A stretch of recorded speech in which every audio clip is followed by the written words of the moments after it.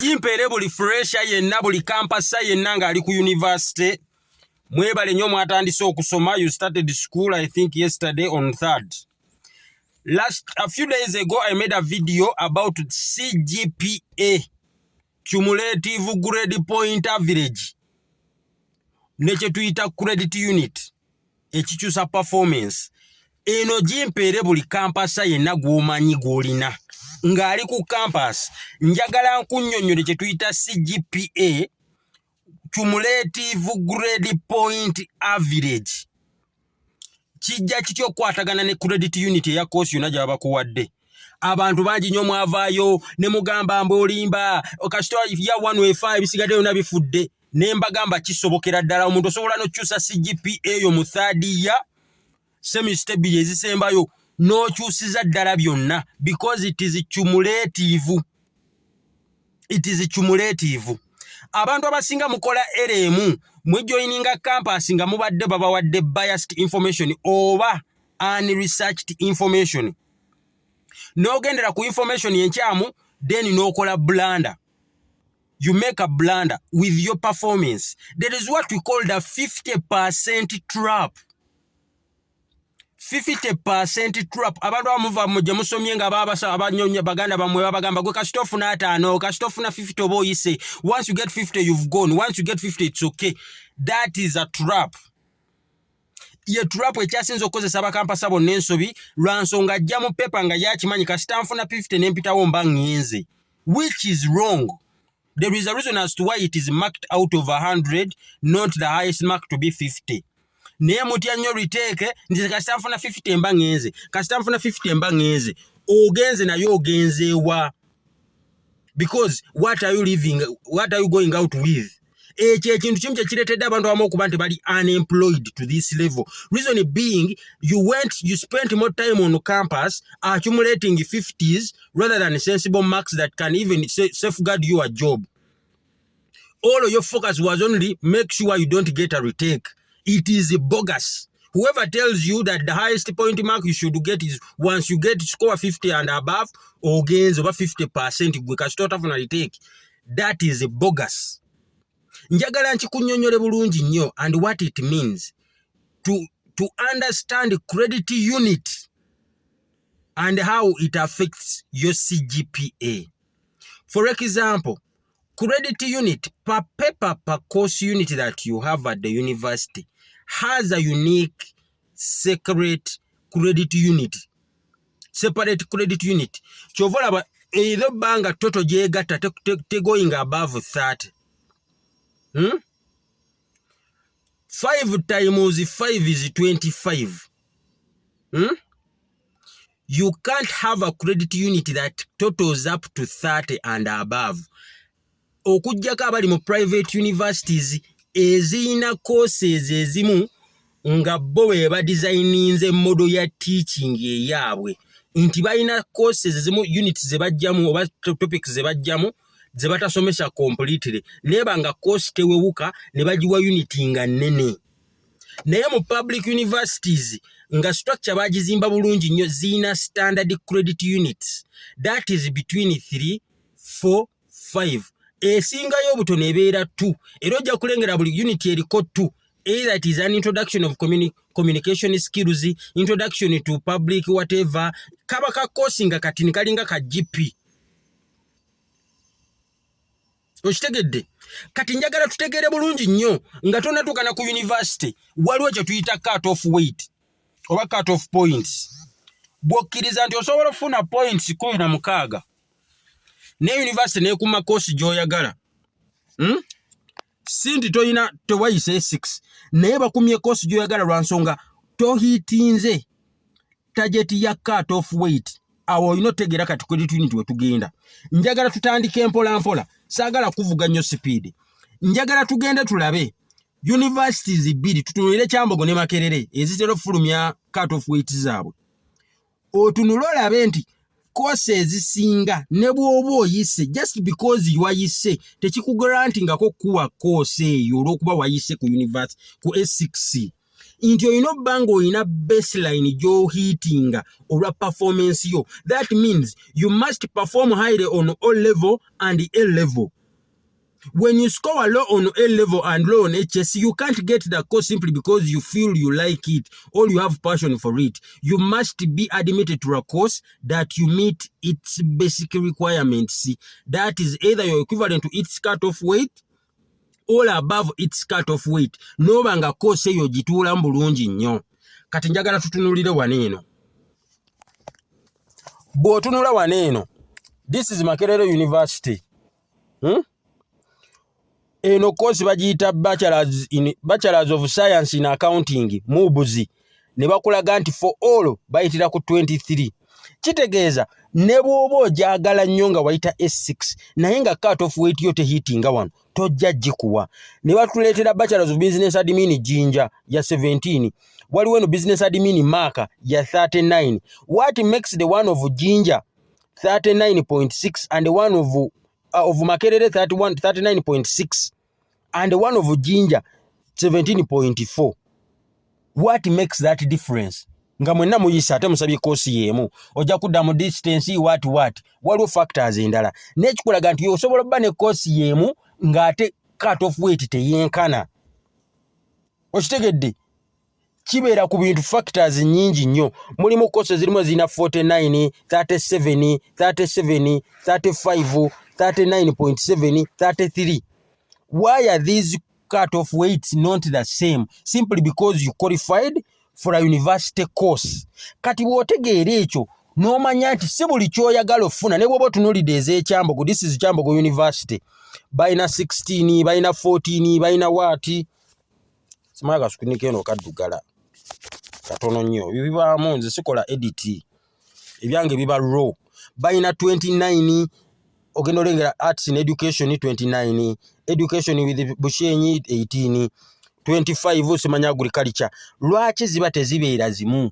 Reason being they don't want to bring everybody simply because wafunye EEE you got the basic principal pass n'olyoko gy'ofuna ekifo mu university. Oyina obba n'ekyenjawulo. You must have something unique and special for you to be graded that way. So once you understand the art behind the cut-off weight at S6, you will now understand what we call the credit unity. Am I clear now? Because once you understand that you need to have a better performance, you need to have a better performance in O level and HSC such that your cut-off weight for a course that you desire increases. That you match what you need to get. That you can't get business computing a day. Nga you're less than 35.3 as your cut-off weight from S6 together with the O level. Nga when you carry all the essential, desirables and relevant, you are either 35.3 or 35.4 and above. For you to qualify for business computing. There are other more courses nyingi nnyo. Era olaba ya mobs business admin de eri ku 31 mobs. Naye ate business admin eya Makerere de eri ku 39. Okitegedde? Oba nfuna kati nti business admin the same course, same university, ne different baziyita batya college. Eri ku 39.6. Lwaki ate ya mubuzi ye ate eri wansi eri ku 31.4? Tekitegeeza nti abasomye course ya business admin ku mubuzi bagenda kuvaayo nga banafu nnyo ku Makerere. Naye Makerere yagala abagenda okukola eyayo nga bo baayitira ddala waggulu nnyo okusinga ku ezo points bagenda okuteekayo abamubuzi. Kitegeeza okufuna gundi eno,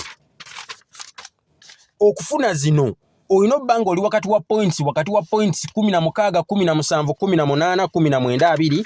Eno osobola okuyitawo ng'oli wakati wa 15, 16 ku 18. Okitegeera? So ye enjawulo ejjawo. Kasita otegeera there is a difference, then nekituuka n'otegeera then what is the credit unit. Credit unit kitegeeza ki? Cumulative grade point average. That is the credit unit. once you know the credit unit nagambye courses zisinga understanding a credit unit mubaamu courses enjawulo nti zirina credit unit gye tuyita CU okuva ku 2 CU3 CU4 CU5 CU6 10 15 because 15 nagira waliwo omwana wa university yagimpeereza n'agamba bo balina credit unit 15 course emu ena 15 kitegeeza bo grading yaabwe ekyukamu kati tugendedde ku standard nagambye bw'ogendanga ku university ng'olina kye tuyita de 50% trap okiraba ekyo eyo bagiyita 50% trap nze gwe kasita ofuna 5 oba oyise gwe kasita ofuna 5 oba oyise bogus bullshit omuntu yenna agamba ng'ogenze ku kampasi mbu gwe kasita ofuna 5 oba oyise yasinga obutakwagaliza ngenda kukulaga bwaki abatakwagaliza omuntu oyo okumanya abamulabewo tugenda kukkirira tugenda kutambula tulabe kye tuyita scoreboard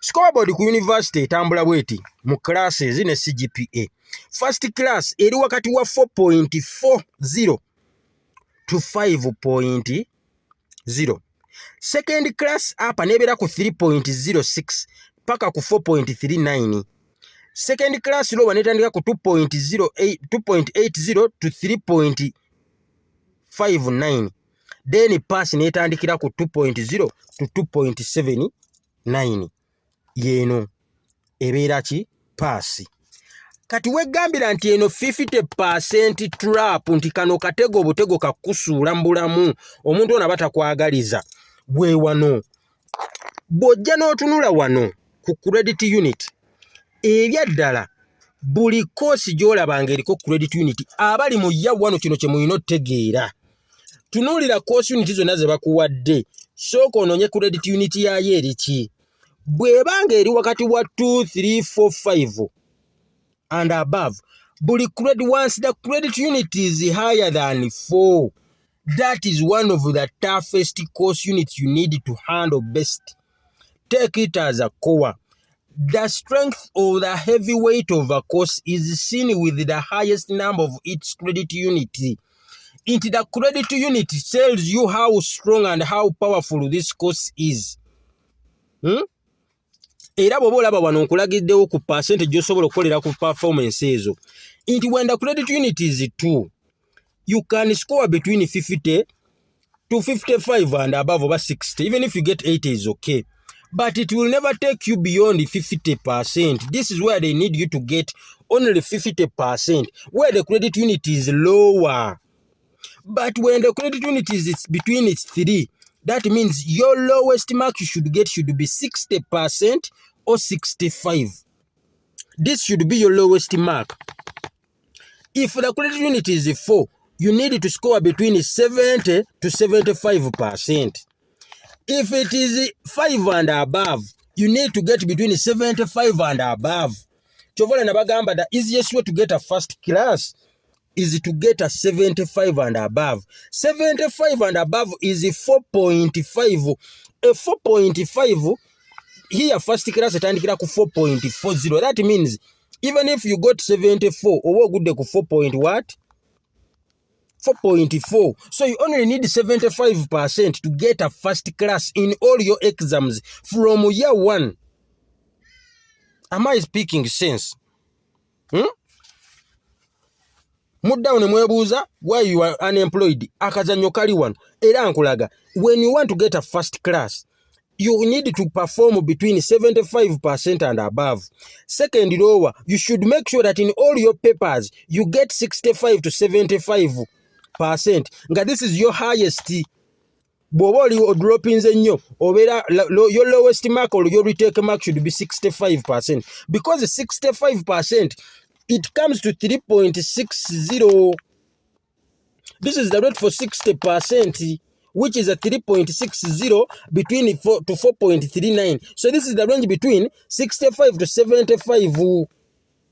Okategedde kati second lower oyina beera ng'ofunye wakati wa 60% to 64, which close here ekikuleeta waneeno ekikutwala ku 2.8 to 3.59. This is your lower. Abaagala funa zilowa second class up simanya lower. Kati mwe wenna abafuna zino zi 50%. mwabali ku kana akatego k'abaganda wange yangamba once you get a retake it is okay.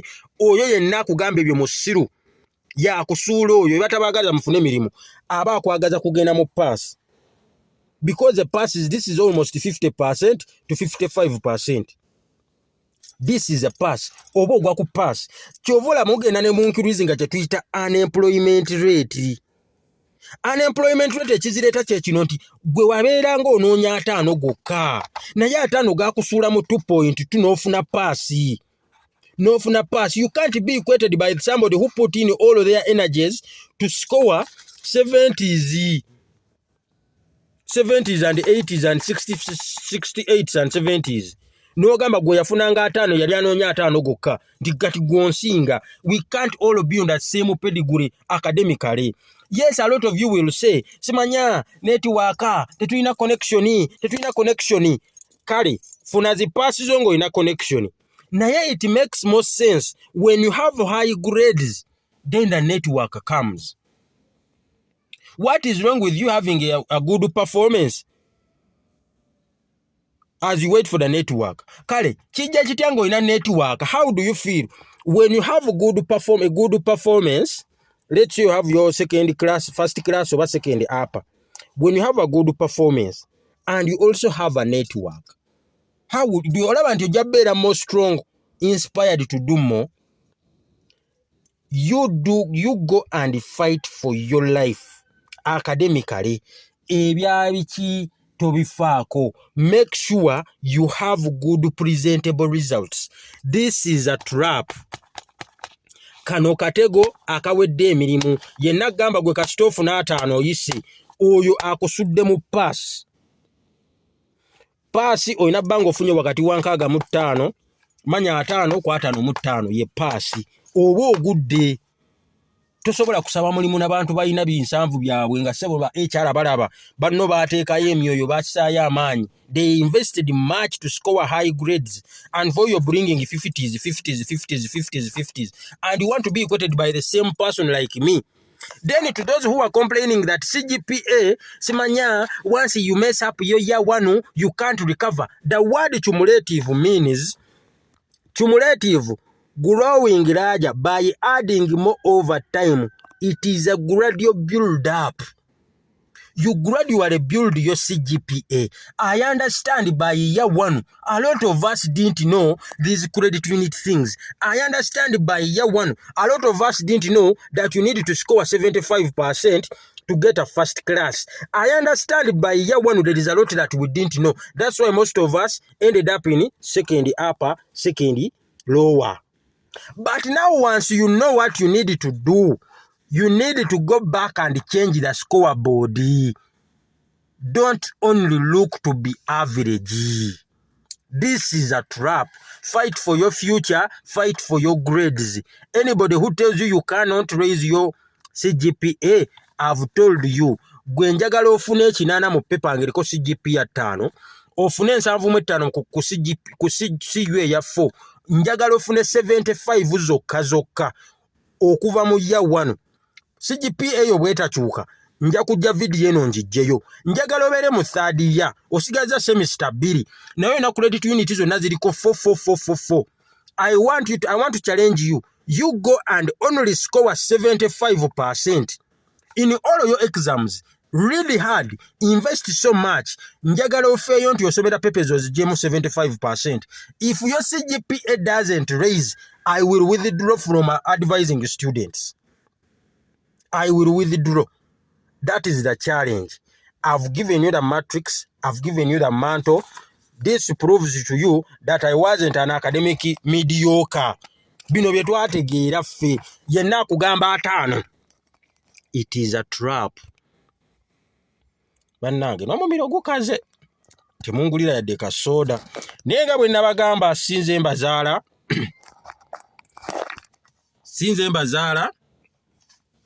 but you've got what I've been telling you. The earlier the better. You can raise your CGPA once you understand the art behind credit unit. It is what changes the CGPA. You don't need to hustle for so long. I've showed you everything in plain sight. Go and fight for your future. It is much more better to have better grades with a strong network. But if you have a strong network with poor grades, the one with better grades will challenge you, your opportunity, because merit will always come to those who are malicious.